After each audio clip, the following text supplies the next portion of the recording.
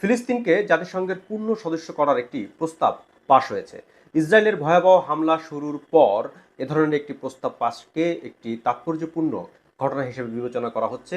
ফিলিস্তিনকে পূর্ণ সদস্য পদ দেওয়ার ক্ষেত্রে এর আগেও প্রচেষ্টা চালানো হয়েছিল, কিন্তু বারবার কয়েকটি নির্দিষ্ট দেশের ভেটোর কারণে কিন্তু সেটা আটকে যায়। কিন্তু এ দফায় নজিরবিহীনভাবে রেকর্ড সংখ্যক দেশ ফিলিস্তিনের পক্ষে দাঁড়িয়েছে এবং তারা ফিলিস্তিনির সমর্থনে তারা তাদের ভোট দিয়েছে। আমরা জানি যে ইতিমধ্যে ইউরোপের বেশ কয়েকটি দেশ ফিলিস্তিনকে স্বাধীন রাষ্ট্রের স্বীকৃতি দেওয়ার ক্ষেত্রে তারা অনেক দূর এগিয়ে গেছে। জাতিসংঘে যে ভোটাভুটি হলো, এই প্রস্তাবটি পাশ হওয়ার ফলে যে ফিলিস্তিন পূর্ণ সদস্য পাবে সেটা নিশ্চিত করে বলা যাচ্ছে না, কারণ এখন এটা নিরাপত্তা পরিষদে পাঠানো হবে এবং সেখানে পাশ হলেই কেবল যা ফিলিস্তিন জাতিসংঘের পূর্ণ সদস্যপদ পাবে। পূর্ণ সদস্যের অর্থই হলো যে ফিলিস্তিনকে একটি দেশের মর্যাদা দেয়া, কিন্তু সেটা এখন আটকে আছে এই জাতিসংঘের যে সর্বোচ্চ পরিষদ, মানে যে নিরাপত্তা পরিষদ, সেই নিরাপত্তা পরিষদে পাশ হতে হবে।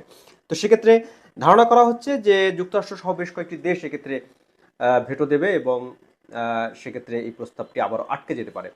সাধারণ পরিষদে ফিলিস্তিনের জাতিসংঘের পূর্ণ সদস্য পদের এই যে পাশ হলো, 193টি দেশের মধ্যে 143টি দেশ প্রস্তাবের পক্ষে ভোট দেয়, আর বিপক্ষে ভোট দেয় যুক্তরাষ্ট্র, ইসরায়েল সহ 9টি দেশ, এবং ভোটদানে বিরত ছিল 25টি দেশ। দিনের পর দিন ধরে ফিলিস্তিনের নাগরিকরা নানা রকমের নিগ্রহ, যে ধরনের আগ্রাসনের শিকার হচ্ছেন তারা, এবং জীবন হাতে নিয়ে তাদের যে চলতে হচ্ছে, তাদের সেই যে স্বাধীনভাবে বাঁচার যে অধিকার, সেই অধিকারের পক্ষে সবচেয়ে বড় যে কাজটি সেটি হতে পারে ফিলিস্তিনকে স্বাধীন একটি রাষ্ট্রের মর্যাদা দেয়া। কিন্তু সেটি কিন্তু আমরা দেখতে পাচ্ছি না। এখনো বেশ কিছু দেশ তারা মনে করে যে ফিলিস্তিনকে স্বাধীন রাষ্ট্র হিসেবে স্বীকৃতি দেওয়া যাবে না। 2012 সালে কিন্তু জাতিসংঘে পর্যবেক্ষক হিসেবে তারা মর্যাদা পেয়েছিল। সাধারণ পরিষদে ভোটাভুটির সময় যুক্তরাষ্ট্রের নিউ ইয়র্কে জাতিসংঘের সদর দপ্তরে ছিলেন আল জাজিরার সাংবাদিক গ্যাব্রিয়েল এলিজন্ডো।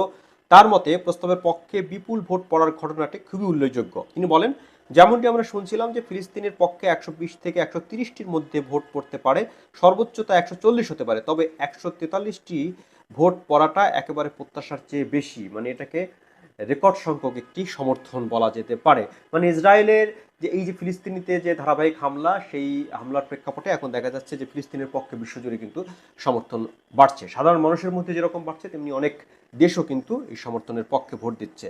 জাতিসংঘে এই প্রস্তাবটি পাশ নিঃসন্দেহে ইসরায়েলের জন্য একটি বড় ধরনের সেটব্যাক, কারণ আমরা জানি যে বেশ কয়েকদিন ধরেই যুক্তরাষ্ট্রের সঙ্গে ইসরায়েলের একটা টানাপোড়েন চলছে। সেই টানাপোড়েনটি হচ্ছে যে যুক্তরাষ্ট্রের পক্ষ থেকে ইসরায়েল যে রাফা শহরে হামলা চালাতে চাচ্ছে বা শুরু করেছে, সেই হামলার বিপক্ষে অবস্থান নিয়েছে এবং যুক্তরাষ্ট্র স্পষ্ট জানিয়ে দিয়েছে তারা রাফায় হামলা বা রাফায় যে অভিযান, সেই অভিযানকে কোনোভাবেই সমর্থন দেবে না।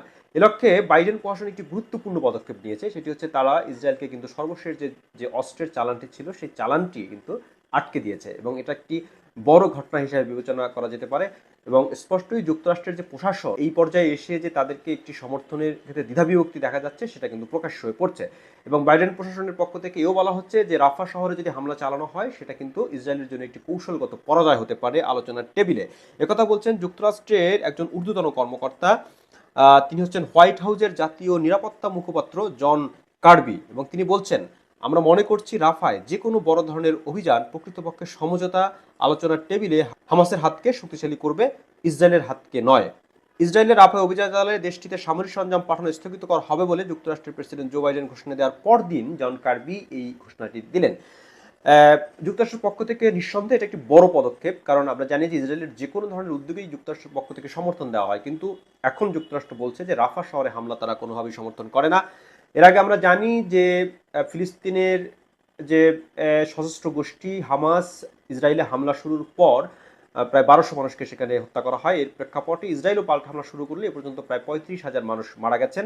এখন সর্বশেষ যে নিরাপদ এলাকা হিসেবে ছিল ফিলিস্তিনিদের জন্য, সেই রাফায় কিন্তু হামলা চলছে এবং সেখানে প্রায় 10 থেকে 15 লাখ মানুষ এখন আশ্রয় নিয়েছেন বলে ধারণা করা হয়। অনেকে পালিয়ে যাওয়ার চেষ্টা করছেন, কিন্তু পালিয়ে যাওয়ার ক্ষেত্রেও তাদের আর কোনো সুযোগ নেই। মানে খুব পালিয়ে যাওয়াও এখন সেখান থেকে কষ্টকর। আসলে কোথায় যাবে মানুষ? এই পর্যায়ে ইসরায়েলি হামলা শুরু করেছে। জাতিসংঘ, যুক্তরাষ্ট্র সহ ইসরায়েলের অনেক মিত্র দেশও হামলা থেকে নিরুৎসাহিত করার ক্ষেত্রে ইসরায়েলকে থামানোর চেষ্টা করছে। কিন্তু ইসরায়েলের প্রধানমন্ত্রী বেনিয়ামিন নেতানিয়াহু তিনি বলছেন যে তারা যুক্তরাষ্ট্র সমর্থন না দিলেও তারা হামলা অব্যাহত থাকবে। তো যুক্তরাষ্ট্র এবং ইসরায়েলের মধ্যে এই টানাপোড়েন শেষ পর্যন্ত কোথায় থামে সেটা দেখার বিষয়। তবে ফিলিস্তিনিদের জন্য একটা নৈতিক জয় হলো যে জাতিসংঘে বিপুল সংখ্যক দেশ তাদের পক্ষে রায় দিয়েছে।